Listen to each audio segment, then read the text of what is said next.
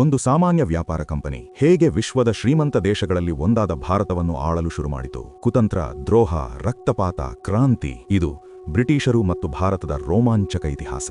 1600ರಲ್ಲಿ East India company ಭಾರತಕ್ಕೆ ವ್ಯಾಪಾರಕ್ಕಾಗಿ ಬಂದಿತ್ತು. ಆದರೆ ಅವರ ಗುರಿ ಕೇವಲ ವ್ಯಾಪಾರವಲ್ಲ, ಅಧಿಕಾರ. 1757ರಲ್ಲಿ ನಡೆದ ಬ್ಯಾಟಲ್ ಆಫ್ ಪ್ಲಾಸಿ ಯುದ್ಧ ಭಾರತಕ್ಕೆ ತಿರುವು ನೀಡಿತು. ರಾಬರ್ಟ್ ಕ್ಲೈವ್ ಕುತಂತ್ರದಿಂದ ಬಂಗಾಳದ ನವಾಬ್ ಸಿರಾಜುದ್ದೌಲಾನನ್ನು ಸೋಲಿಸಿದರು. ಇಲ್ಲಿಂದ ಬ್ರಿಟಿಷರ ಆಳ್ವಿಕೆಯ ಆರಂಭವಾಯಿತು. 1857ರಲ್ಲಿ ಭಾರತದ ಸೈನಿಕರು ಬ್ರಿಟಿಷರ ವಿರುದ್ಧ ಬಂಡಾಯ ಎದ್ದರು. ಈ ಘಟನೆಯನ್ನು ಇಂಡಿಯನ್ ರಿಬೆಲಿಯನ್ ಆಫ್ 1857 ಎಂದು ಕರೆಯುತ್ತಾರೆ. ರಾಣಿ ಲಕ್ಷ್ಮೀಬಾಯಿ ಧೈರ್ಯವಾಗಿ ಹೋರಾಡಿದರು. ಮಂಗಲ್ ಪಾಂಡೆ ಮೊದಲ ಗುಂಡು ಹಾರಿಸಿದರು. ಈ ಯುದ್ಧದಲ್ಲಿ ಭಾರತೀಯರು ವಿಫಲವಾದರು.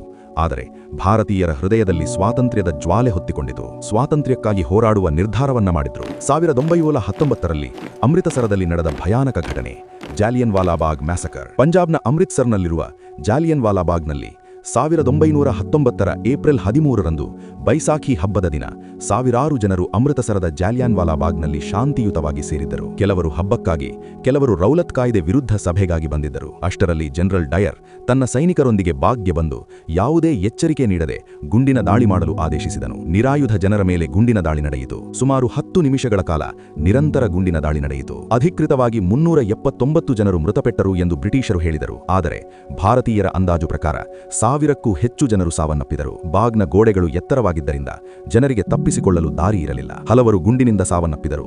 ಹಲವರು ಬಾವಿಗೆ ಹಾರಿ ಪ್ರಾಣ ಕಳೆದುಕೊಂಡರು. ಈ ಘಟನೆ ದೇಶವನ್ನು ನಡುಗಿಸಿತು. ಭಾರತೀಯರ ಕೋಪ ಮತ್ತು ಹೋರಾಟ ಇನ್ನಷ್ಟು ಗಟ್ಟಿಯಾಯಿತು. 1942ರಲ್ಲಿ ಕ್ವಿಟ್ ಇಂಡಿಯಾ ಮೂವ್ಮೆಂಟ್ ಆರಂಭವಾಯಿತು. ಬ್ರಿಟಿಷ್ ಭಾರತ ಬಿಟ್ಟು ಹೋಗಲಿ ಎಂಬ ಘೋಷಣೆ ದೇಶದಾದ್ಯಂತ ಕೇಳಿಸಿತು. ಸಾವಿರಾರು ಜನರನ್ನು ಬಂಧಿಸಲಾಯಿತು. ಆದರೂ ಹೋರಾಟ ನಿಂತಿಲ್ಲ. ಸತತ ಹೋರಾಟದ ನಂತರ 15 ಆಗಸ್ಟ್ 1947 ಭಾರತ ಸ್ವತಂತ್ರವಾಯಿತು. ಆದರೆ ದೇಶ ವಿಭಜನೆಯ ನೋವು ಕೂಡ ಎದುರಿಸಬೇಕಾಯಿತು. ಬ್ರಿಟಿಷರ ಆಡಳಿತದ ಕೊನೆಯಲ್ಲಿ ಹಿಂದೂ ಮುಸ್ಲಿಂ ಧಾರ್ಮಿಕ ರಾಜಕೀಯ ಭಿನ್ನಾಭಿಪ್ರಾಯಗಳು ಹೆಚ್ಚಾಗಿದ್ದವು. ಮುಸ್ಲಿಮರಿಗಾಗಿ ಪ್ರತ್ಯೇಕ ದೇಶ ಬೇಕೆಂದು ಬೇಡಿಕೆ ಇಟ್ಟರು.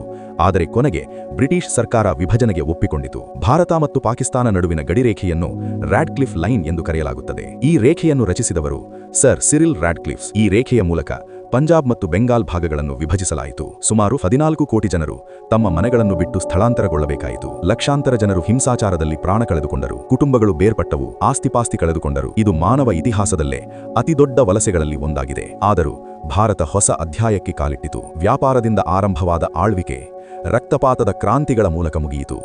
ಇದು ಭಾರತದ ಧೈರ್ಯ ಮತ್ತು ತ್ಯಾಗದ ಕಥೆ. ಇಂತಹ ಇತಿಹಾಸದ ಕಥೆಗಳು ನಿಮಗಿಷ್ಟವಾದಲ್ಲಿ ನಮ್ಮ ಚಾನೆಲ್ ಸಬ್ಸ್ಕ್ರೈಬ್ ಮಾಡಿ. ಈ ಕಥೆ ಇಷ್ಟ ಆಗಿದ್ರೆ ಶೇರ್ ಮಾಡಿ, ಲೈಕ್ ಮಾಡಿ, ಕಮೆಂಟ್ ಮಾಡಿ.